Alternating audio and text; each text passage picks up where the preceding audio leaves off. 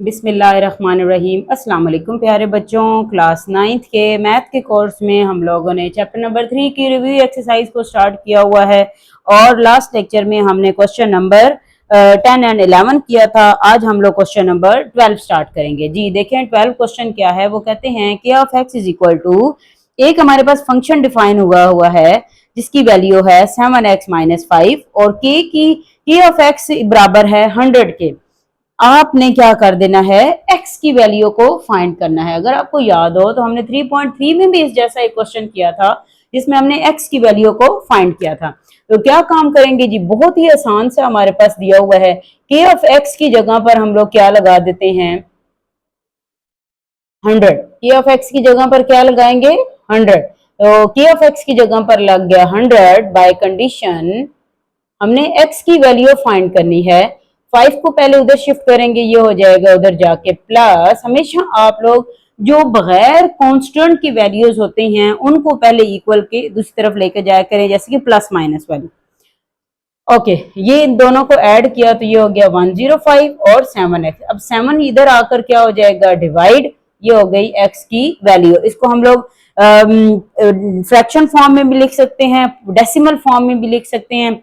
अगर हम लोग इसको डेसिमल फॉर्म में लिखना चाहें तो हमारे पास क्या आंसर बनता है जी, डेसिमल फॉर्म में आता है 105 को 7 पे डिवाइड करें तो ये हमारे पास आ जाता है 15। ये कंप्लीटली हमारे पास डिवीजन में शामिल है, तो ये फ्रैक्शन फॉर्म बनती ही नहीं है। जस्ट आपके पास आंसर क्या आ जाएगा 15, एक्स की वैल्यू आ गई 15। ओके जी, अब हम लोग क्वेश्चन नंबर करते हैं 12, जिसमें आपके पास एक फंक्शन डिफाइन हुआ है जी ऑफ एक्स, जिसकी वैल्यू दी हुई है M x square plus N.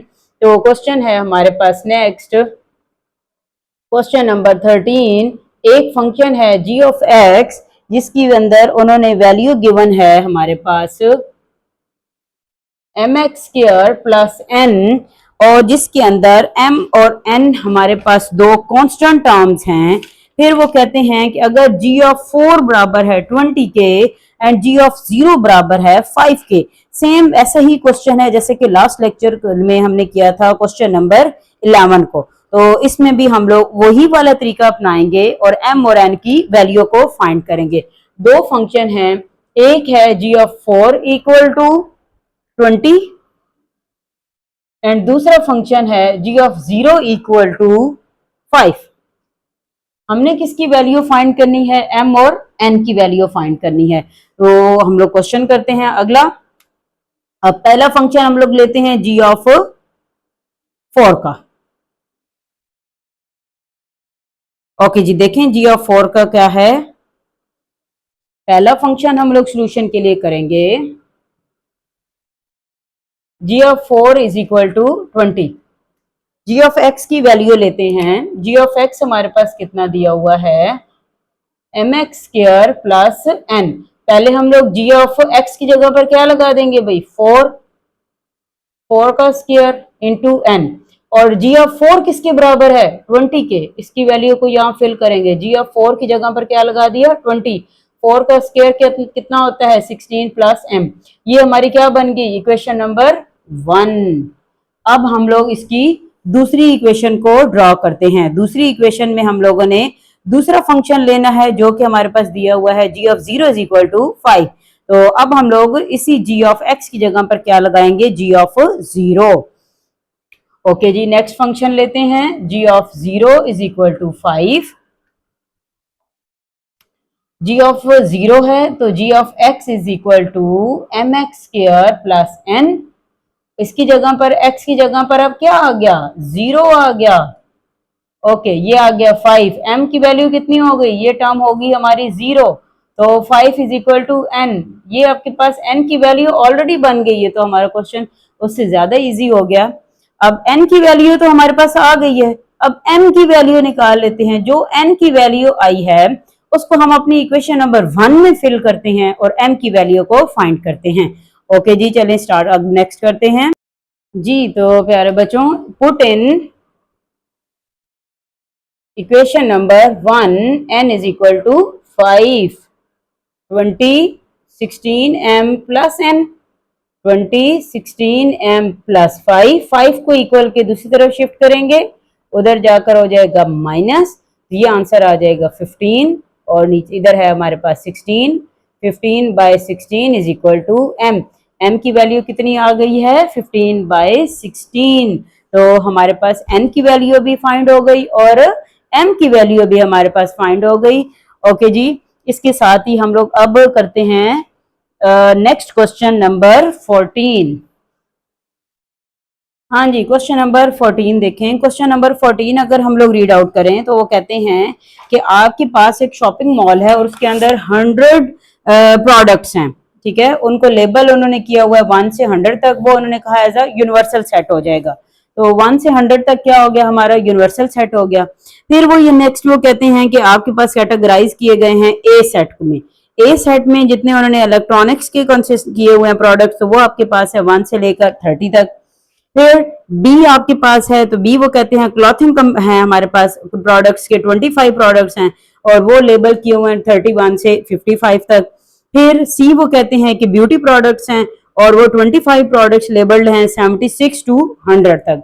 अब ये आपके पास हमने डाटा लिख लिया, इस जैसा भी हमने क्वेश्चन किया हुआ है पीछे 3.2 के अंदर और तकरीबन उसी जैसा ही है और उससे भी आसान है। ये आपके पास हो गया पार्ट नंबर 1 क्वेश्चन का सॉल्व। वो कहते हैं कि आपने इनको क्या कर देना है, ये आपकी टेबुलर फॉर्म में बताना है। हमने इनकी टेबुलर फॉर्म बना दी। फिर वो सेकेंडली हमसे पूछते हैं कि आपने इन तीनों प्रोडक्ट का ऑल ऑफ 3 सेट्स जितने भी हैं उनका आपने क्या फाइंड करना है, यूनियन भी फाइंड करना है। तो हम इसके नीचे मैं आपको आंसर बता देती हूँ। ये क्या हो गया आपके पास in tabular form, tabular form हमने लिख दिया, ठीक हो गया। अब हम लोगों ने इसका बी पार्ट कर देना है यूनियन ऑफ ऑल 3 सेट्स। अब हम यूनियन करेंगे तो A union B union C आ जाएगा। अब देखें ए कितना है 1 से 30 तक, बी कितना है 31 से 55 तक, सी कितना है 76 से 100 तक। मतलब यूनियन में क्या काम करते हैं, ऑल 3 आइटम्स लिखते हैं। ऑल आइटम्स हमारे पास आ जाएंगे। पहला सेट आ जाएगा 1 से 30 तक, दूसरा सेट आ जाएगा 31 से 55 तक, तीसरा सेट आ जाएगा 76 से 100 तक। अब यूनियन लिखना है पहले 1 से 30 तक, फिर 31 से 55 तक, फिर 55 से कहां से स्टार्ट होगा 76 से 100 तक। तो ये हमारे पास आ गया इस चीज का union, A union B union C. आपके पास ये भी क्वेश्चन नंबर 14 भी सॉल्व हो गया। बस ये इतना सही हमने सॉल्व करना था, इसकी 2 ही बातें उन्होंने पूछी हुई हैं। ओके जी, अब हम क्वेश्चन करते हैं क्वेश्चन नंबर 15। हाँ जी प्यारे बच्चों, देखिए क्वेश्चन नंबर 15 क्या है। वो कहते हैं कि आपके पास नंबर ऑफ स्टूडेंट्स हैं टोटल 180। ओके 180 हैं जो कि एनुअल एग्जाम में अपीयर हुए हैं और जिसमें से 120 मैथ में अपीयर हुए हैं, 90 जो हैं वो साइंस के टेस्ट में पास आउट हुए हैं और 60 मैथ और साइंस दोनों में पास आउट हुए हैं। देखें डाटा भी इसी तरीके से मैंने लिखा है कि टोटल स्टूडेंट्स के लिए हमने यू का वर्ड यूज किया था 180 आ गया। मैथ में कितने पास हुए, मैथ के लिए मैंने एम का साइन यूज किया है तो 120 आ गया। साइंस में कितने हुए हैं तो वो हो गया 90। दोनों में मैथ और साइंस दोनों में कितने लोग पास हुए हैं वो हो गया 60। ओके फाइंड क्या करना है, क्वेश्चन नंबर 1 है वो यहाँ पर कहते हैं कि आपने फाइंड करना है कि कितने लोग मैथ या साइंस में पास हुए हैं। मैथ और साइंस का टेस्ट कितने बच्चों ने पास आउट किया है। तो मैथ और साइंस के टेस्ट के लिए हम लोग क्या करेंगे, जो दोनों में पास आउट हुए हैं तो उसके लिए हम लोग करते हैं n M union S. N of A लिखेंगे, एन ऑफ ए मतलब एन ऑफ एम और S minus n of M intersection S. Okay ये आपके पास total students n n of M कितना दिया हुआ है 120, एन ऑफ एस दिया हुआ है 90 और इधर दिया हुआ है 60। इन सबको अगर हम लोग प्लस माइनस करें तो हमारे पास कितना आंसर आ जाता है 120 प्लस 90 माइनस 60, तो हमारे पास आंसर आ जाता है 150। तो मैथ और साइंस में कितने नंबर ऑफ स्टूडेंट्स जो हैं वो पास आउट हुए हैं वो हैं 150। अब इसका बी पार्ट है बी पार्ट में वो कहते हैं कि आपने बताना है कि कितने स्टूडेंट्स हमारे पास दोनों टेस्ट में पास नहीं हुए, that does not pass in the both test. दोनों में कितने पास नहीं हुए, तो उसका मैंने आपको एक तरीका बताया था कि हम क्या करते हैं, अब ये तो पास आउट हुए, टोटल में से पास आउट को क्या कर देंगे, माइनस। तो यहां पर लिख लेंगे हम लोग नॉट पास्ड, टोटल में से किसको माइनस कर देंगे, पास आउट को माइनस कर देंगे। टोटल कितने हैं 180 और ये कितने हैं 150, तो कितने पास आउट नहीं हुए 30। ये हो गया हमारा पहला आंसर और ये हो गया दूसरा आंसर। तो 150 थे हमारे पास हुए और सिर्फ 30 स्टूडेंट थे जो कि पास नहीं हुए। ओके, इसका क्वेश्चन नंबर वो सी भी दिया हुआ है, वो कहते हैं आपने बताना है कि ऐसे स्टूडेंट जिनका साइंस का टेस्ट तो पास है लेकिन मैथ के टेस्ट में वो क्या हो गए हैं, फेल हो गए हैं। तो अब हम लोग क्या करेंगे, जो साइंस का टेस्ट है और जो दोनों वाले टेस्ट हैं उन दोनों को हम लोग क्या कर देंगे, माइनस कर देंगे। तो अब हम लोग नेक्स्ट करते हैं, ये हो गया इसका बी पार्ट और सी पार्ट हो गया पास्ड इन साइंस, ठीक है, passed in science but not in math, ये हमारा नेक्स्ट क्वेश्चन है। तो इसके लिए अब हम लोग क्या करेंगे, हम लोग के पास चॉइस होती है कि हम हमारे पास है एन ऑफ एस जो साइंस में पास हुए हैं लेकिन मैथ और साइंस में से कोई एक चीज चूज करनी है, तो उन दोनों में से हम लोग क्या लगाते हैं, माइनस का साइन यूज कर लेंगे। जो दोनों में पास आउट में से एक में पास हुआ है लेकिन एक में पास नहीं हुआ।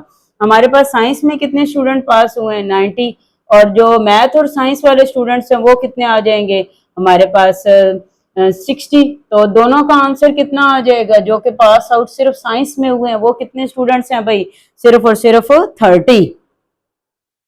ओके जी, नेक्स्ट क्वेश्चन है, वो कहते हैं अब आपने वो स्टूडेंट बताने हैं जो सिर्फ और सिर्फ साइंस में फेल हुए हैं, जो कि साइंस में पास नहीं हो सके। तो उसके लिए जिसने साइंस के इम्तिहान में जो कि पास आउट नहीं हो सके, तो उसके लिए हम लोग क्या करेंगे, जितने आपके पास टोटल स्टूडेंट्स हैं, ऑल राइट, और जो साइंस वाले हैं उनको क्या कर देंगे, माइनस कर देंगे। ये तो हो गया ना टोटल स्टूडेंट और ये हो गया साइंस के पास स्टूडेंट। तो टोटल में से साइंस के पास स्टूडेंट्स हम निकाल देते हैं, तो बाकी कितने रह जाएंगे, जो रह जाएंगे वो हमारे साइंस में क्या होंगे, वो फेल हो जाएंगे। तो अब इस क्वेश्चन को आगे ट्राई करते हैं। इस क्वेश्चन में देखें हमारे पास क्या दिया हुआ है, क्वेश्चन लास्ट है इसका D, passed not passed in science, not pass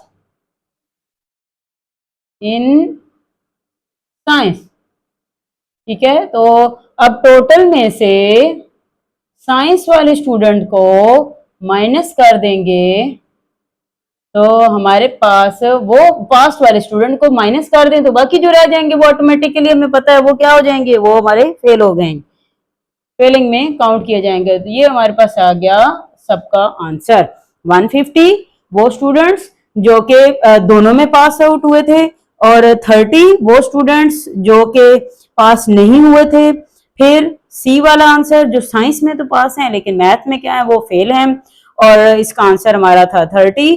और लास्ट डी वाला जो कि साइंस में पास नहीं है वो हो गया आंसर 90। ओके जी, अब इन नेक्स्ट क्वेश्चन हमारा एक रह गया है, उसको इंशाल्लाह ताला हम अगले लेक्चर में करेंगे। काफी लेंथी सा क्वेश्चन है, बहुत सारे पार्ट्स हैं उसके, इंशाल्लाह ताला नेक्स्ट लेक्चर में करेंगे। उस वक्त तक के लिए अल्लाह हाफिज, थैंक यू सो मच।